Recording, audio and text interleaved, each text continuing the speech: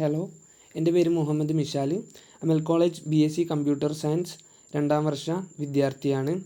നമ്മളിന്ന് ഡിസ്കസ് ചെയ്യാൻ പോകുന്നത് സെൻസേഴ്സ് ആൻഡ് ട്രാൻസ്ഡ്യൂസേഴ്സ് എന്ന സബ്ജക്റ്റിലെ definition, parts and classification and application of a transducer എന്ന ടോപ്പിക്ക് ബേസ് ചെയ്തിട്ടുള്ള ചെറിയൊരു ഡിസ്കഷൻ വീഡിയോ ആണിത്. നമുക്ക് ടോപ്പിക്കിലേക്ക് കടക്കാം. ഫസ്റ്റ് നമ്മൾ നോക്കുന്നത് ഡെഫിനിഷൻ ഓഫ് എ ട്രാൻസ്ഡ്യൂസർ എന്ന ടോപ്പിക്കാണ്.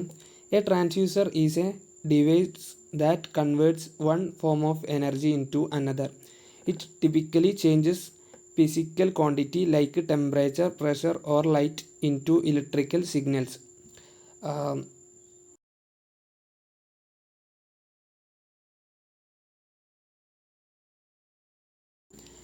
Sensing element detect the physical quantity.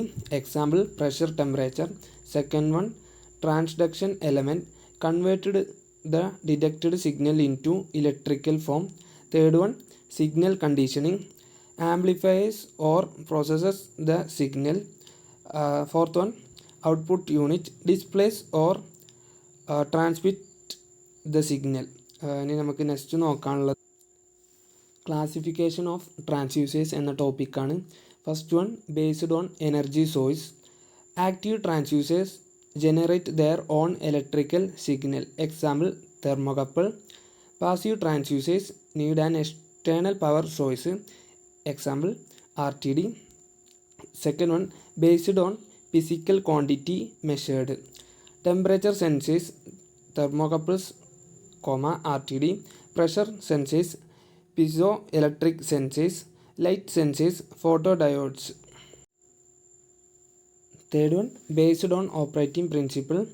Resistive transducers change resistance. Example: strain gauge. Inductive transducers use inductance. Example: LVDT. Capacitive transducers use capacitance. Example: capacitive pressure sensor. Next നമ്മൾ discuss ചെയ്യുന്നത് applications ആണ്. First one, industrial. Monitoring pressure, speed and temperature. Second one, medical. Ultrasound devices, heart rate sensors. Third one, daily life, microphones and touch screens. ചെറിയൊരു വീഡിയോയിലൂടെ ഇതിനെക്കുറിച്ചുള്ള കുറച്ച് കാര്യങ്ങൾ നിങ്ങളിലേക്ക് എത്തിക്കാൻ കഴിഞ്ഞു എന്ന് ഞാൻ വിശ്വസിക്കുന്നു. Thank you.